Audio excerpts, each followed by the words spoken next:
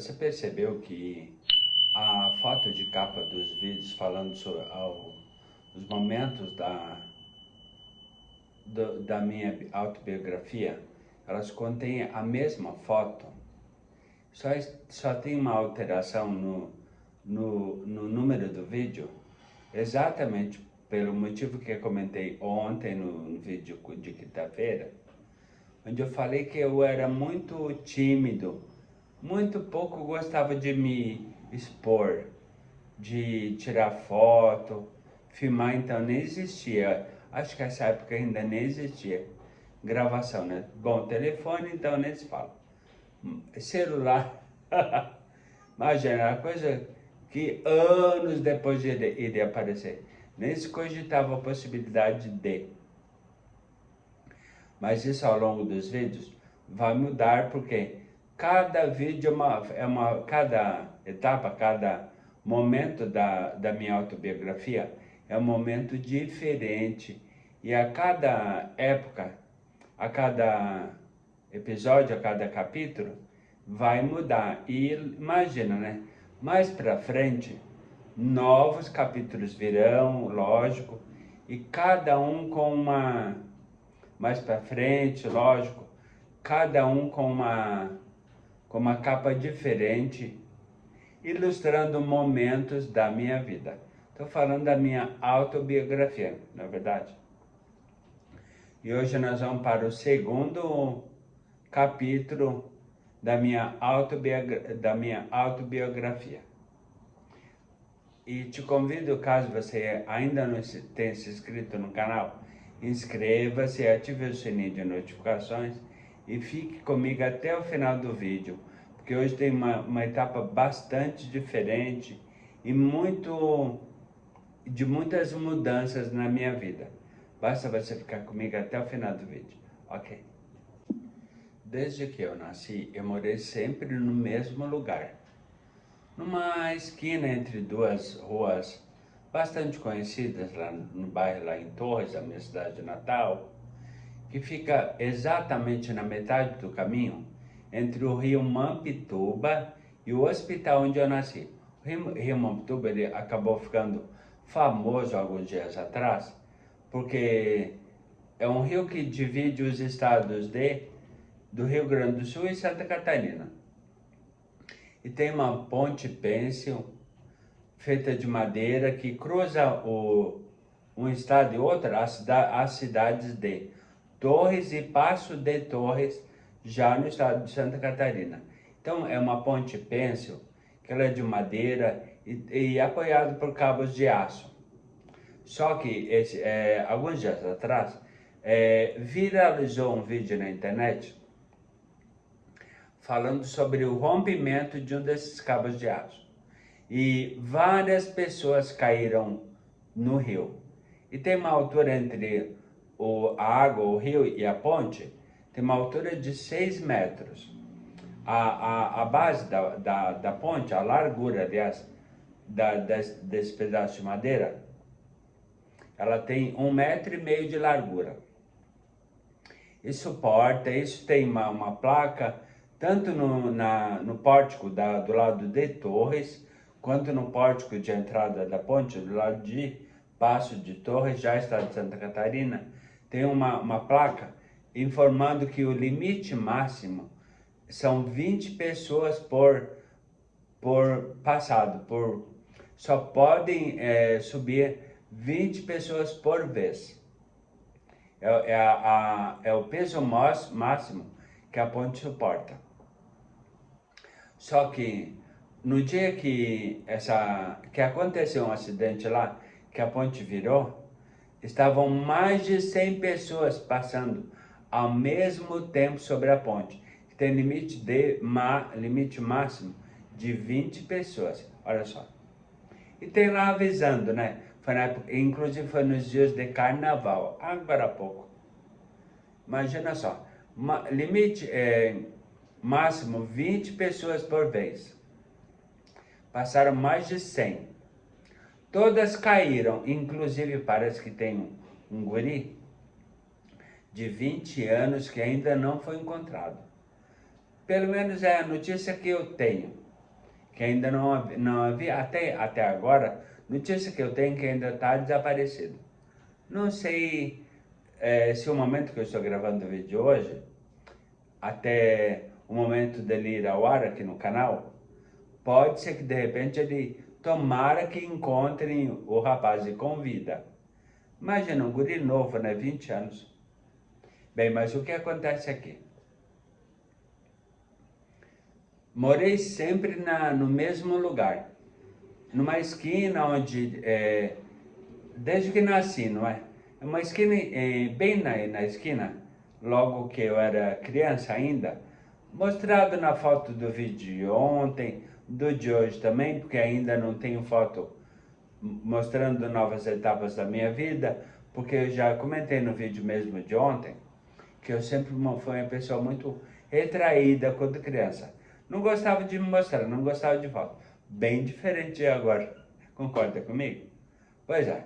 Acontece que meus pais, eles tinham um barzinho, uma espécie de mercadinho, que vendia, como se falava na época, secos e molhados.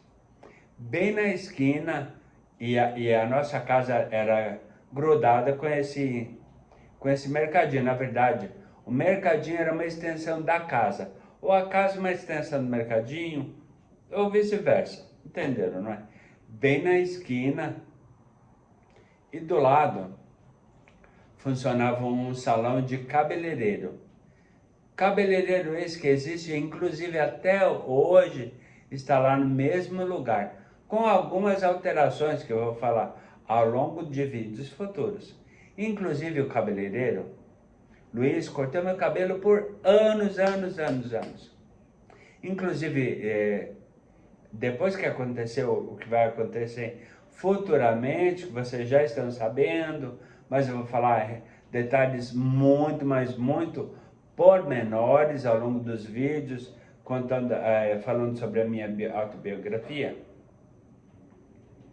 Eu fui lá junto com o Gustavo e ele me convidou para subir na cadeira, tirar uma foto, reviver os tempos passados, né? Tempos de outrora, e que não voltam mais, na verdade, porque passado é passado, não é? Cada dia é um novo dia, na verdade. Então o que acontece? Tem mais informação pela frente, e o vídeo de hoje vai ser mais longo do que o de ontem, né? De quinta-feira. Até porque tem muito mais informação, muito importante sobre momentos que marcaram minha vida no passado. Ok? Continua comigo até o final do vídeo. Beleza? Bem, o Luiz, o cabeleireiro que cortava meu cabelo, cortou meu cabelo por muitos anos, que eu relatei anteriormente. Ele é casado com a diretora da escola onde eu estudei, que eu relatei no vídeo de quinta-feira, no vídeo de ontem. E a escola, como eu falei, ela é tipo meio quarteirão da casa que eu morei. Na casa da esquina, que era uma casa de madeira, depois foi reformada, eu vou comentar em vídeos futuros. E eu estudava numa escola, que é a escola que a esposa do cabeleireiro era diretora, e que ficava, aliás, fica ainda, porque continua lá, firme e forte, né? Tá funcionando direitinho, mas beleza, uma escola municipal que fica bem na frente do Corpo de Bombeiros de Torres. Tá tudo igualzinho, só mudou algumas coisas que eu vou relatar em vídeos futuros. E dar sempre muitos detalhes, e isso que é importante, por isso que é importante você ouvir e assistir aos vídeos com atenção, desde o início até o final, e todos os vídeos, porque linka com o outro, isso que é importante, não é? Assistir aos vídeos todos com atenção, porque é o livro da minha vida, eu estou contando a minha história, a história da minha vida, como relata o livro. Aliás, a minha obra é a minha autobiografia audiovisual, relatando os momentos de um campeão que sofreu um duplo derrame cerebral, um AVC seguido de AVC um AVCI seguida de um AVC, um AVC hemorrágico. Mas isso é conversa para vídeos futuros, porque tem muito chão pela frente ainda. Estamos só no segundo vídeo, segundo capítulo da minha história, ok? Gente, essa fase da minha vida foi bastante complicada.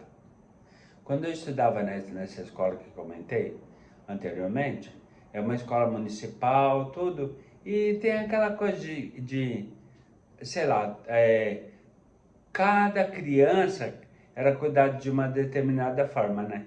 A gente conhecia a vida dela, da criança, dos coleguinhas na escola, né? Lá na escola, mas não sabia como que era o cotidiano deles em casa, não sabia qual era o cuidado que a mãe dava, tem toda uma série de questões, né? E elas, lógico, a mãe das outras crianças, certamente pensava da mesma forma.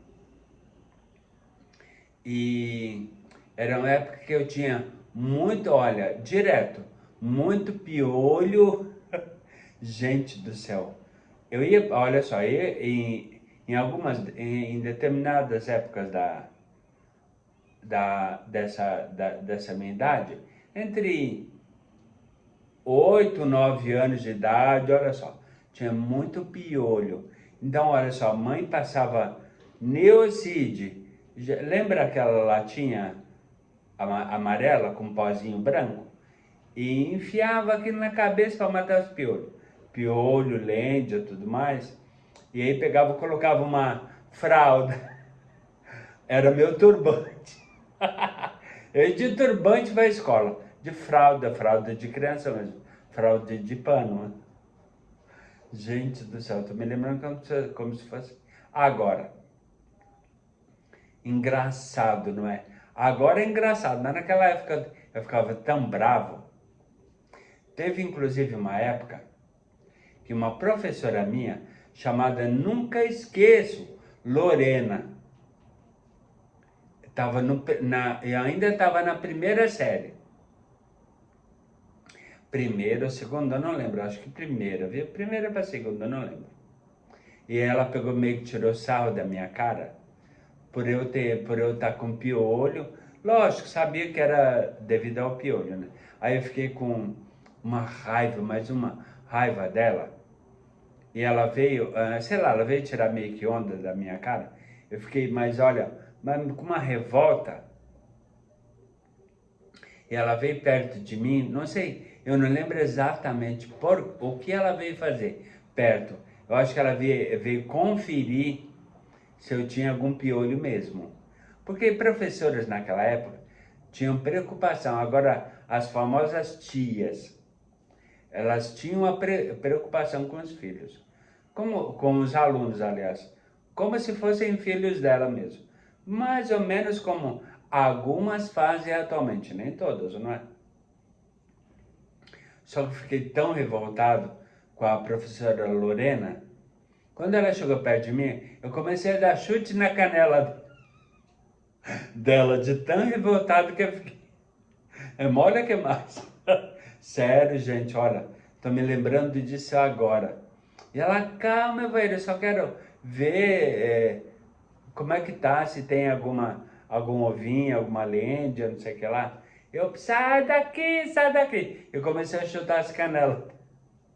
Lógico que fui para a secretaria visitar a esposa do meu cabeleireiro.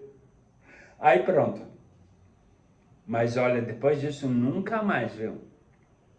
Eu fiquei com medo, porque eu fui para a secretaria uma vez apenas na minha vida. E foi essa, eu acho que era entre primeiro e segundo ano do primário, não lembro exatamente. Mas olha só, eu também tive das minhas, viu? Não fui tão santinho quanto parece, viu? Eu fui uma criança normal, digamos assim. Mas continua comigo, que tem muito mais informação extrapodia que o Evair fez, viu? Fica comigo até o final do vídeo, beleza? E assim continuava a vida do Evair, morando lá naquela casa da esquina ainda, Uma casinha de madeira, de pau a pique lá, complicadinho, não é? Eu sempre fui uma pessoa muito simples, muito. Tanto que na casa da esquina não tinha banheiro, casa de ferreiro espeto de pau, na verdade. Meu pai, como eu já falei no vídeo de quinta-feira, de ontem, ele era marceneiro, minha mãe dona de casa. Meus irmãos sempre trabalharam na construção civil. Mas é aquela coisa, casa de ferreiro espeto de pau. Nunca ninguém sei lá, tomou a atitude de construir um banheiro, dar de presente, vamos dizer assim, para a família, para os filhos, irmãos. Eu fui o caçula da família, já comentei isso no vídeo de quinta. E eu era criança, né? Não tinha como fazer, não. Até porque eu não sabia. Só que, como eu comentei no vídeo de ontem, eu sempre fui orientado a pensar e agir diferente dos meus irmãos, que ficavam, parece tipo assim, esperando a banda passar. Desde criança eu fui orientado. Estão lembrados no vídeo de ontem? Então, foi orientado a pensar e agir diferente. Sempre orientado mais pela minha mãe, porque eu sempre fui muito agarrado com ela, né? Muito grudado com ela. Sempre tive muito ouvidos aos pais, mas principalmente a minha mãe.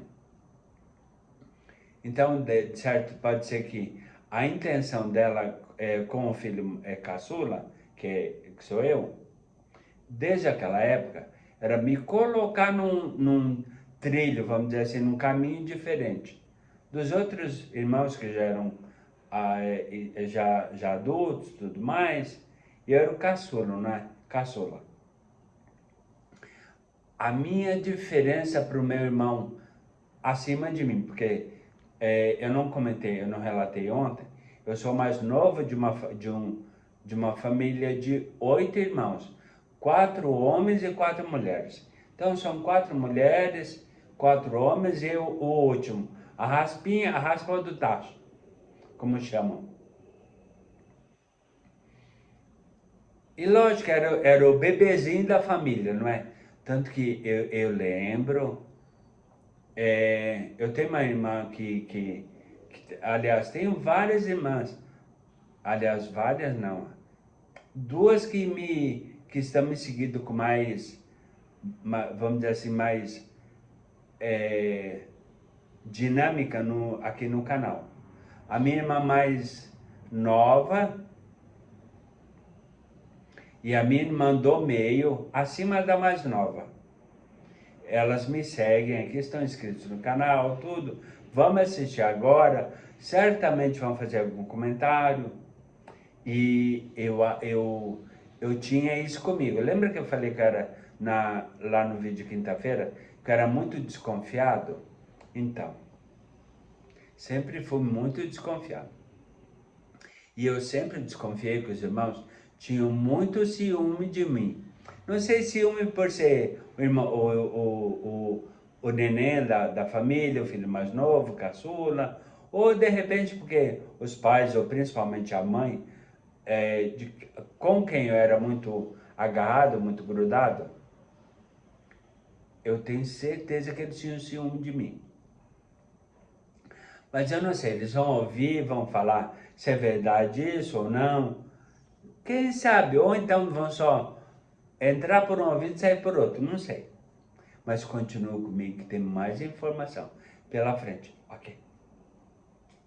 Nessa época que eu venho relatando desde o início do vídeo, eu tinha uma amiga, uma grande, mas uma amigona, que morava exatamente do lado da minha casa da esquina. Exatamente do lado, e atualmente tem um mercadinho lá também. Eu falo também pelas transformações que aconteceram, que você vai acompanhar em vídeos futuros. E eu tinha uma amiga, eles eram uma família que tinha recém chegado lá, vinda de São Paulo, olha só, como que pode, né? Eu agora morando em São Paulo. Então eu tinha uma amiga, nós éramos muito grudados um com o outro. Magda, não esqueço, não, olha, não esqueço nunca, mas nunca vou esquecer dela. Só que aconteceu uma coisa muito chata. Nós brincávamos, ela ia lá para casa, eu morava na esquina, bem do lado da casa dela. Só tinha um micro corredorzinho que dividia a minha casa da esquina e a casa dela também. A casa da Magda. Então ela estava direto lá em casa. A gente estudava juntos, estudávamos em escolas diferentes. Ela estudava numa outra escola, numa escola estadual na época, e eu numa escola municipal. E a Magda, ela, de vez em quando não, de vez em sempre, todo dia estava lá em casa e brincando. Nós brincávamos de casinha, de foguinho. Foguinho na época era como se chama hoje, brincar de comidinha. Nós fazíamos comidinha mesmo, né? Tipo, as panelinhas que a gente fazia era de lata de sardinha. Essa era a comidinha. E fazia foguinho lá, porque tinha fogo de verdade, né? Cozinhava arroz, macarrão, acho que é o que é aquele macarrão instantâneo, mas fazíamos comida de verdade. E aí pedíamos lençol lá para os pais, eu para minha mãe, ela para a mãe dela, fazíamos tipo uma cacabaninha lá, não é cacabaninha, não só água não, viu? Eu tô lembrando de um filme que eu gosto muito, o Gustavo vai saber, vai ouvir agora, certeza que vai gargalhar. Então a Magda era uma amiga muito mais imensa, mas muito grande mesmo. Foi a minha primeira grande amiga, primeira e única, eu acho. Não, tiveram outras, mas a minha primeira grande amiga de infância. Só que com o passar dos anos, a Magda ela foi ficando mais velha, tudo, e aí ela acabou conhecendo um rapaz que veio a namorar, e o rapaz ele morava no Rio de Janeiro. Veio morar com ela. Aliás, os dois acabaram se namorando e a Magda acabou saindo de Torres e foi para o Rio de Janeiro. Acabou casando, né? Foram morar juntos. Não tinha necessariamente casado com ele. Casado de papel passado, aquele que a gente já conhece. E a Magda acabou indo para o Rio de Janeiro e acabei perdendo a minha melhor amiga, a minha grande amiga, minha companheira dos momentos lá de diversão de criança, não é? Eu tinha para quê? Eu acho que entre 8 e 10 anos de idade, mais ou menos isso. Então, o que aconteceu? Magda foi para o Rio de Janeiro morar com esse rapaz. Não lembro até hoje, eu não lembro o nome dele. Na verdade, eu acho que eu nunca cheguei a conhecer. Era o namorado que ela encontrou lá em Torres e acabou indo para o Rio de Janeiro morarem juntos. Só que acabou acontecendo uma coisa muito, mas muito trágica. E até hoje me dá uma tristeza lembrar disso. Mas agora, né? Aconteceu, tem que falar, né? Até porque é a minha autobiografia, não é verdade? Então, vou falar todos os momentos alegres, momentos tristes. E esse foi um momento muito triste mesmo que aconteceu na minha infância. O que aconteceu? Um belo dia lá, belo dia entre aspas, né? Começou um zum lá. Torres, para quem não sabe, é a é a capital nacional da fofoca. Começou um zum, diz que me diz, que aquela coisa toda, o telefone sem fio. Um falando pro outro, e chegou aos meus ouvidos a informação trágica que o namorado da Magda atirou nela, eles eram envolvidos com droga. Ela acabou sendo envolvida por causa acho que do romance, não é? Com o rapaz, parece que ele tinha envolvimento com droga. Então, o que aconteceu? O rapaz, o marido dela, o companheiro, vamos dizer assim, ou nem tanto, que acabou matando ela. E logo depois, eu acho que sei lá, não sei por que cargas d'água, quais foram os motivos. Foi algo que nunca foi esclarecido, pelo menos para mim, nunca fiquei sabendo. Até porque eu fiquei tão chocado em perder uma grande amiga, e dessa forma trágica, não é verdade? E logo após ele ter atirado nela, ele se matou também. Já pensou? Trágico, na verdade. E eu fiquei sabendo de tudo isso. Gente, mas eu fiquei tão triste, tão triste. Até agora, eu lembrando dos momentos, dá uma tristeza. Mas fazer o quê? E era uma menina tão boazinha, tão gente boa. Um coração que olha, não cabia dentro dela, de tão gente boa que era.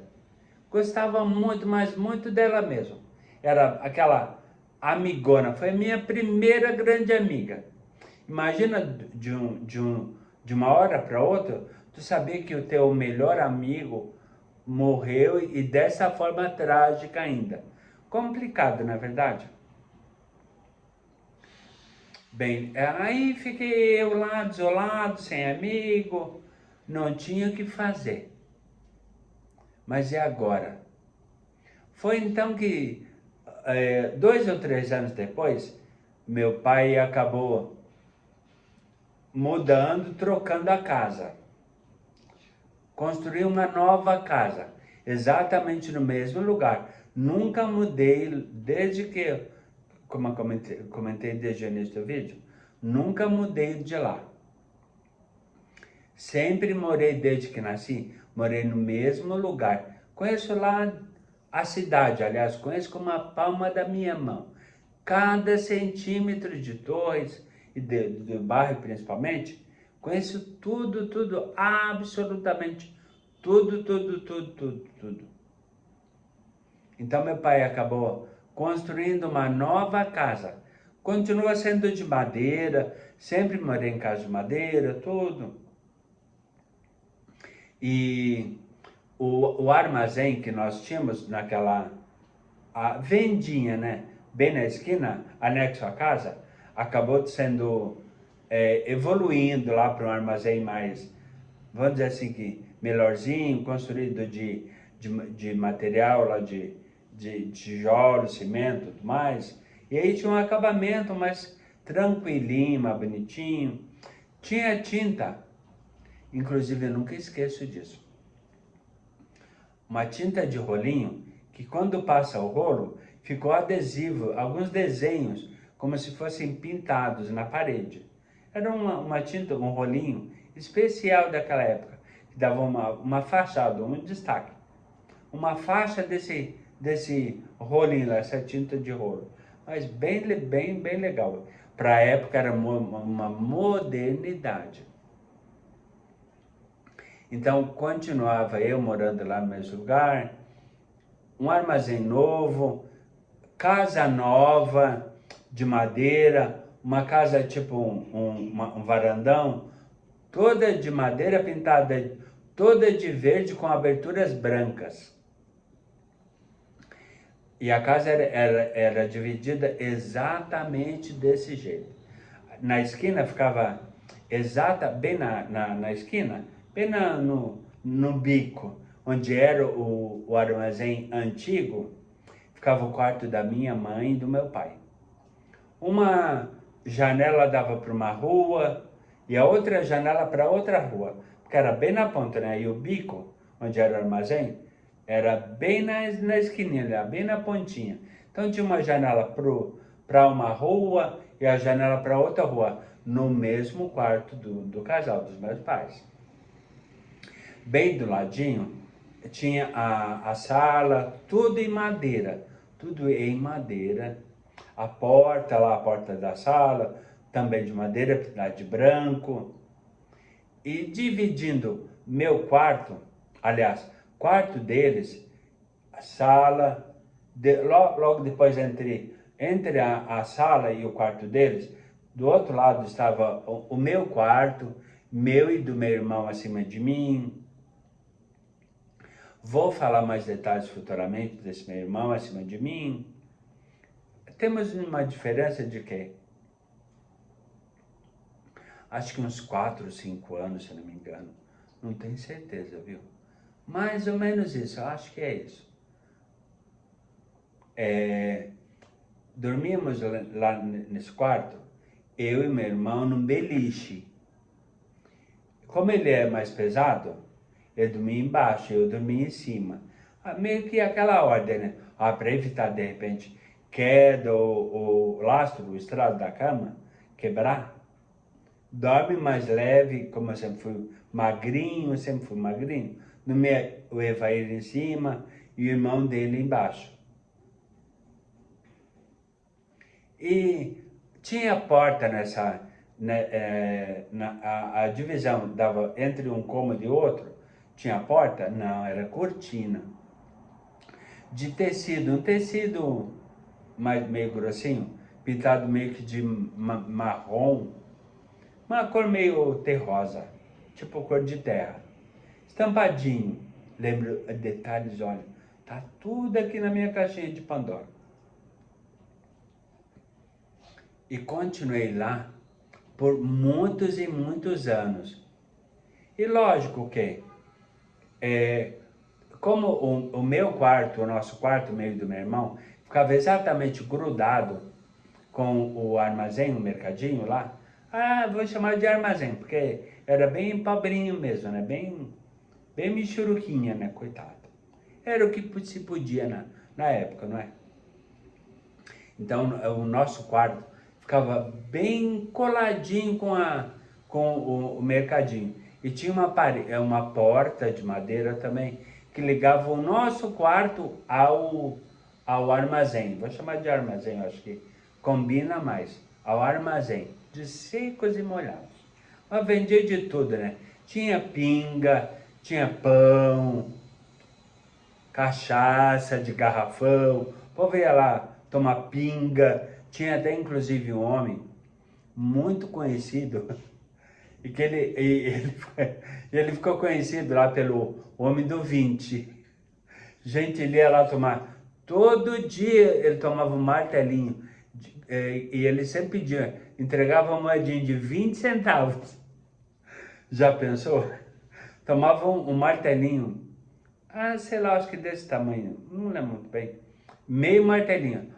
Aí entregava a moedinha, pegava o controle aqui, como se fosse uma moedinha de 20 centavos. Não sei que moeda era nessa época, mudou tanto. Eu acho que era cruzeiro. Acho que era cruzeiro, não tenho certeza, mas creio que era.